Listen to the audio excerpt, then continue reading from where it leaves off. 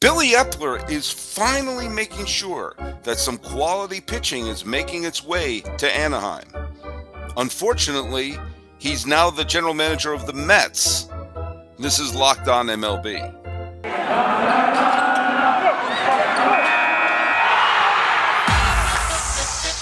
You are Locked On MLB, your daily MLB podcast, part of the Locked On Podcast Network, your team every day. Hello, baseball fans. Welcome to Locked On MLB, part of the Locked On Podcast Network, where it's your team every day. This is the daily podcast. We talk about all of Major League Baseball. I'm your host, Paul Francis Sullivan. As you can tell for the lower third that's just popping up right now on YouTube, you can feel free to call me Sully. Thanks for making Locked On MLB your first listen, as we're available on all your free podcasting catchers. We're also available here on YouTube. Follow us on Twitter at Locked On MLB Pod. Same handle for Instagram. I'm your pal Sully. I'm on Sully Baseball on Twitter, Sully Baseball Podcast on Instagram. And if you have a smart device, be sure to tell it to play podcast Locked On MLB, or check out some of the other great shows on the Locked On Podcast Network, including Locked On Bets, which is your one-stop go-to place for all your gambling needs. It's hosted by your boy Q, with Lee Sterling giving his expert analysis. As I hinted on the teaser, there's a lot of free agency movement and pitcher movement and everything like that that's going on right now. And there's pitchers heading from the Mets to the, well, I keep wanting to call them the California Angels because that's just how I think of them. Well, they've already acquired, the Angels have already acquired Noah Syndergaard. Now, as I said before, it's a quality, move for the Angels to bring in a pitcher like Syndergaard, who, when healthy, is an elite pitcher. That when healthy part of it is kind of the sticky issue, and a non-spider tack sticky issue, mind you. But the fact of the matter is that it's a high reward, low risk move bringing in Syndergaard. Well, the other day they brought in another former Met, and this one made a lot of Met fans, excuse me as I scratch my nose, a little angry because it's Aaron Loup. Now, Aaron Loup is not a spring chicken. He's 33-year-old pitcher, but he had a wonderful year for the Mets in their bullpen, as he allowed just six earned runs in 56 and 2/3 innings, finishing with a 0.95 ERA, striking out 57 batters, more than a batter an inning, and a strikeout to walk ratio, easy for you to say, of 57 strikeouts to 16 walks. Only let up one home run all year long, and was one of the mainstays of the Mets bullpen. He's gone. He's gone. Toodaloo. And now it's looking more and more like Marcus Strowman. And Marcus Strowman, who had a fine year for the Mets, gave the Mets 179 innings, led the league in starts with 33, and had another good solid strikeout to walk ratio, good solid earned run average, 3.01, an ERA plus of 133 in his comeback season after sitting out the 2020 season, opting out for COVID reasons. There's now, it looks like he may be heading to the Angels as well. So the Angels are basically trying to become the Mets, just as Billy Epler arrives in Metland and seeing the pitchers scatter off to Southern California, because that's what happens when Billy Epler takes over your team. I have no idea what's going to happen with the Mets. It's so surreal to think that the World Series champion came out of the National League East, and for a giant chunk of the season, the Mets were in first place in the National League East. And not only did they not win it, they finished sub 500, and everything came apart. There's a rumor that Buck Showalter will become the new manager of the Mets. I'm for that. Buck is a fine manager. He's been a Johnny Appleseed of playoff appearances. Teams he goes to tends to get to the postseason. They tend to go to the World Series or win it once he leaves, although it hasn't happened in Baltimore yet. Buck Showalter is one of those managers like Bob Melvin, like Dusty Baker, where he's had tremendous success wherever he's gone, just hasn't had that World Series ring yet. And so I think that might be interesting. Imagine if the World Series was between, let's just say, and this is a real possibility, the World Series next year is between the Astros and the San Diego Padres. You would have two managers in charge of it who just need a World Series title to make their Hall of Fame candidacy seem solid with Bob Melvin and Dusty Baker. Well, Showalter could be one of those.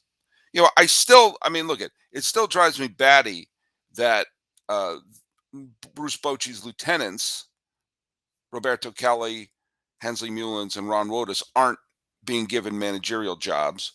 And Woodward of Texas is given an extension despite the Rangers aren't bad because of him, but there are really good quality managerial candidates out there. We'll see. It's interesting. Showalter's name pops up. He always pops up. If the Mets just want to go all in and say, let's just see what happens, and guarantee that there's at least going to be conversation, they could bring in Guillen. I like the idea of Mike Schilt, who won the Manager of the Year in 2019, who got a vote for Manager. There was one of the top three finalists last year, taking over the Mets. Whether or not you like his style or not, the Cardinals were a lot better under him than they were under Matheny.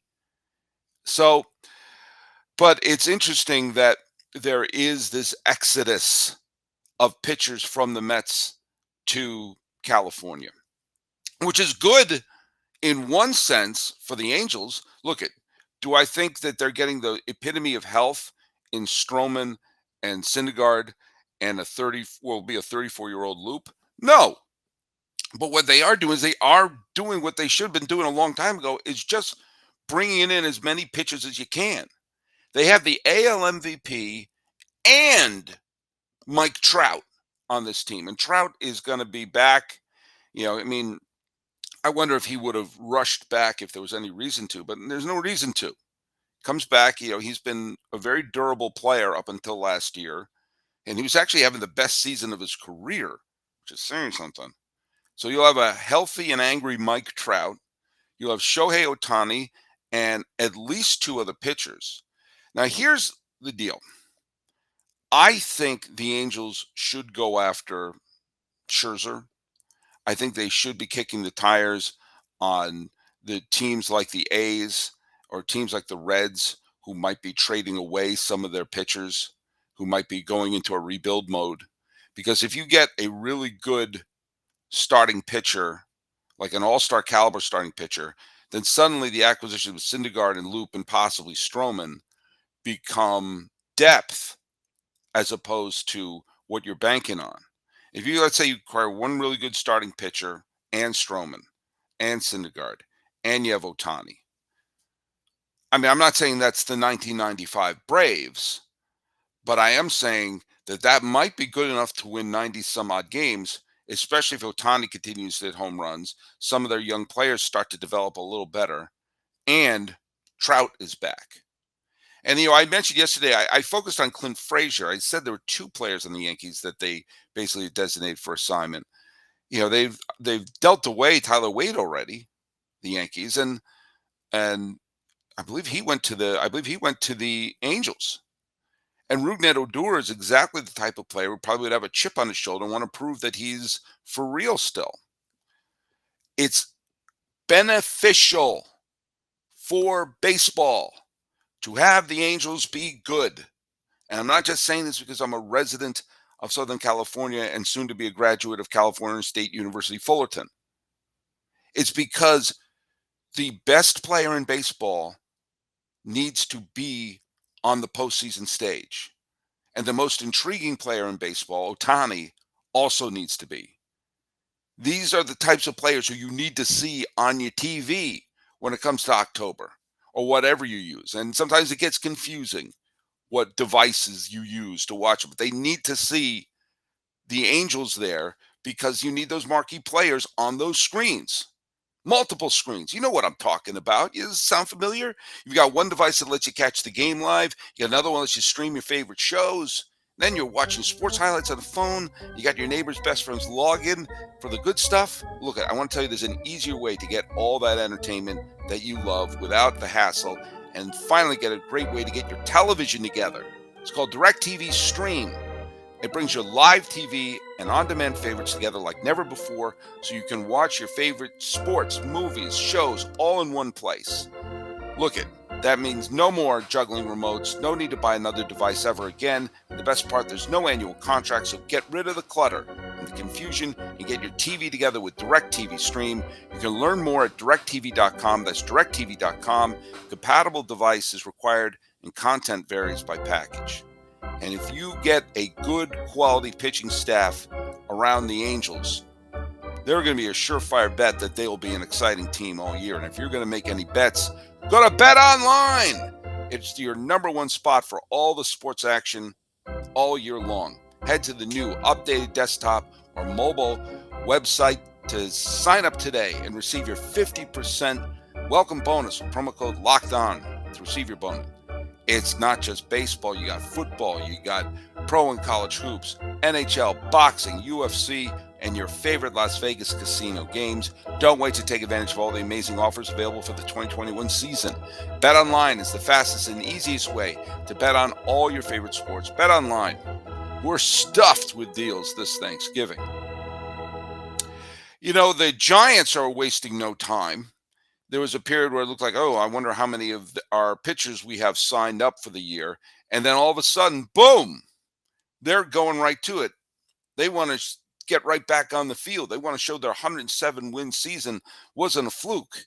They want to do a little more than getting a check swing off of Max Scherzer. And so Webb is back. Wood is back. Cobb may be coming, and Anthony DeSclafani has re-signed. And it's a little bit of a tidal wave, and there's a reason for this flurry of activity. There's usually not this flurry of activity. Obviously, we know the flurry of activity. It is right now the 23rd day of November, 2021, as I'm recording this. In roughly 7 days, will be the deadline for a lockout. Now, if you're going to have a lockout, have it when the season's not going on. If you're going to have a lockout and a stare down, have it be between December 1st and spring training. Okay? If you're going to have a lockout, don't have it disturb spring training. Okay? Figure it out. Figure it all out. I know there's a lot to figure out. There's a lot of complicated things to figure out. Figure it out. But there is a sense of urgency to start filling some holes up in case there's a prolonged lockout, or if the lockout ends it's the second week of March, lockout's over, spring trainings begin. Oh God, what are we going to do? I like having this artificial deadline. You know, a lot of these things are artificial. Trade deadlines, waivers. This isn't about legality. This is about the rules that have been set up in the collective bargaining agreement. And so if a artificial barrier is causing a flurry of baseball moves before Thanksgiving and having people still talk about baseball and thinking about who's going to be on the team, who's going to be on the team. First of all, this is really smart to do if you're trying to sell season tickets, and maybe have season tickets be a nice holiday present, Christmas present, Hanukkah, whatever you celebrate. Hey, look at that. I got Marlins tickets. Well, those Marlins tickets are going to be a lot more valuable and a lot more fun to have in your stocking this December if you know that they've gone out and made some big moves. Giants doing this are telling their fans, hey, look it. By McCovey Cove and China Basin next year, we're going out there, we're going to try to do it again. And we're doing so with pitching. We're doing so to make sure that we're going to have a quality product on the field. And those players who you saw in 2021? I almost said 2017. And those players we saw in 2021, we're getting the band back together, especially because they can't hang their hat on Buster Posey anymore. So they brought back Belt, they brought back Wood, they brought back Disclafani. Looks like they're going to be getting Cobb. They're going to have a good pitching staff. They're going to have some decent bats. They got one more big hitter in there. Boom. They're going to be back in it because the NL West is going to be stacked. The Padres have one of the best managers in baseball and two generational talents and some decent pitching. The Dodgers are on a roll. And there's some talent in Colorado. There's some talent in Arizona. Those aren't necessarily pushover teams, despite their records. So, the Giants are putting this team where they're saying, "Hey, look it, come lockout. If they're locked in like the Purge, they know they've got a decent pitching staff around them." We're talking about work stoppages and collective bargaining agreements like we're possibly staring in the face. One of the things that caused a lot of the consternation and the first heavy duty work stoppages, which were in the 70s at first in 72, and then there was the big one in 81. That was all based upon free agency compensation. If a team loses a free agent, how they're going to be compensated. And the players didn't want any. It's like, hey, I just went to a new job. Why do you get to be compensated? And there was all this big to do, and they had all these, whether it was a draft pick or they get to select another player. That's what there used to be a compensation draft where the players did not protect on your 25-man or 40-man roster. I don't remember the exact number. There's a draft that you could have that you could select players from that were unprotected from rosters. That's what happened when Tom Seaver went back to the Mets in 1983 and thought, okay, I'm back with the Mets and I'm going to finish my career with the Mets. And the Mets were building up a great new team with Darryl Strawberry and Dwight Gooden and everything like that. And Seaver was going to be part of that team. And the White Sox selected Tom Seaver. And instead of seeing Tom Seaver be part of that great team, we got to see him wearing those weird White Sox uniforms. And I think that scared people away. That was one of the things that caused the end of that. There were all sorts of crazy things, and they led to strikes, or they led to work stoppages. There's one artificial thing that I kind of wouldn't mind seeing again. It didn't work in the 70s, but that was because free agency was brand new and no one knew what the hell they were doing. It's an artificial thing, but they had what was called the free agency ReEntry draft, which was a draft. The players could declare their free agency, boom, off they went to free agency, bam. And then teams you could draft who you want to sign as a free agent. But multiple teams could draft the same player.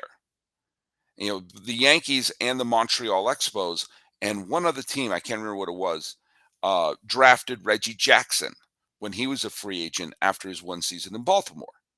And so what that meant was these teams were putting their flags in the sand saying, we want to try to sign this player. We want to try to sign that player.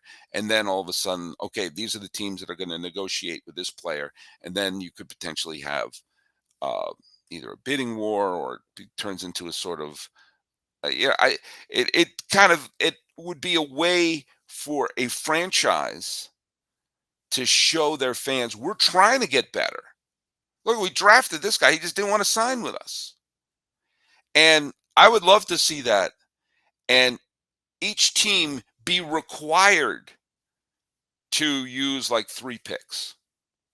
Each team be like a player can only be drafted by 3 organizations, but each team has to use their 3 picks. Whether or not they sign everyone, that's a different issue. But that way you see the franchise saying like, well, look, we drafted Marcus Strowman. We drafted Marcus Semien. You don't have to always draft someone named Marcus. You understand what I'm saying? It's an artificial way of building up competition and everything, but it's all artificial. The draft is artificial. Free agency is artificial. It's all part of it, and it may create a bit of a spectacle. Something to think about as we enter this year facing another work stoppage. I know the players wouldn't go for it. Probably the owners wouldn't go for it. Maybe that's a unifying thing. They both would hate it. Sometimes having a unified hate could be something fun. But do you know what? Just as someone observing it, and for fan bases to say, "Are you trying?" Yeah, we tried. We tried. Maybe that's all you need sometimes. I want to wrap up today's show by doing, sadly, COVID took another victim, and it was Doug Jones. And Doug Jones was only 64 years old when he died the other day. And he was a pitcher who was, man, he was an unusual story in baseball. He was a late bloomer who became, say it with me, a five-time All-Star. Five-time All-Star. And he was someone whose career, he pitched his first game in 1982. He pitched his final game in 2000. And he was part of those entertaining, if not winning teams in Cleveland, where they had the likes of Joe Carter and Corey Snyder and Julio Franco and Mel Hall. They had a ton of great hitters and not a lot of great pitchers. Greg Swindell had a couple of decent years. Tom Candiotti had a couple of decent years, but they never clicked. But they found this weird diamond in the rough in the 1988 season of this journeyman who bounced around between the Brewers and the Indians and played in the minors, played in the majors. And in 1988, after years of trying all different pitchers in the closer role, they gave it to this soft tossing guy, not a strikeout guy, not a blazing fastball, a guy with a changeup junk ball pitcher at age 31. 31. Around the time where most journeyman relievers are thinking, maybe I should think of coaching, he became an all-star and became an all-star in 1988, 1989, and 1990 as the closer for the Cleveland Indians, piling up saves with a good ERA. And then he wound up going to Houston in 1992, where he made the all-star team there and finished the most games in the National League in 1992, had a sub-2 ERA. And then after another bad year in Houston, he found himself in Philadelphia in the strike year of 1994. And guess what he did there? He made the all-star team again. And he wound up he got bounced around a little bit, from team to team. And when the Indians were finally good, he made a cameo with the Indians in 1998 and finally got to play in the postseason in that year where they wound up losing the National League Championship Series to the Yankees. And then found himself in Oakland and finished his career with a very good Oakland A's team. And I love careers like this. It's an under the radar career. It's probably one you didn't notice. But as I said, he played 16 plus years in the major leagues, 5 times making the All-Star with 3 different teams. 3 times in the American League with the Indians, once with the Astros, once with the Phillies. And you think about a career that really stretched just 2 different worlds. His first game that he ever played, his major league debut, was on April 9th, 1982. Okay? 82. And he was in a team, he was pitching for the Brewers. On that team included Paul Molitor, Cecil Cooper, Ben Ogilvy, Gorman Thomas, Robin Yount, Jim Gantner, those classic Brewers players. And he was facing a Blue Jays team with the likes of Alfredo Griffin and Willie Upshaw and John Mayberry, Jesse Barfield, the late Damasio Garcia. The batters that he faced his big league debut were Tony Johnson, who I don't remember, Lloyd Mosby, and Willie Upshaw. That was the first game he ever played in 1982. The final game he ever played was in the 2000 Division Series at Yankee Stadium, where he pitched for the Oakland A's. And he faced Glenn Allen Hill, Luis Polonia, Tino Martinez, and Scott Brocious. And those are two wildly different eras of baseball. That this guy with a great walrus mustache, apparently a very gentle, good man, who had a career that most people, when you're a career minor leaguer and you come back up at age 31, you're thinking, well, maybe I'll squeeze a year, maybe two. And he said, no, I'm going to squeeze a decade and a half out. And he kept pitching and pitching and pitching. And when needed, he was an effective reliever and sometimes was an elite one. We lost him. But baseball is littered with stories like that and careers like that of people who you're not expecting to make it, who do. And it's hard to think of an example better than Doug Jones, of someone who persevered, of someone who was the definition of an anonymous journeyman who became, say it with me, a 5-time All-Star. Rest in peace, Doug Jones. You're going to be missed. But you're not going to miss this podcast because we're going to be on another episode tomorrow and on Thanksgiving and on Friday. So thank you once again for making us your first listen. You can follow us on Twitter and Instagram. And your second listen should be Locked On Bets, your one-stop shop for all your gambling needs, hosted by your boy Q, with expert analysis from Lee Sterling. This has been Locked On MLB for the 23rd day of November, 2021. I'm your host, Paul Francis Sullivan. Please call me Sully.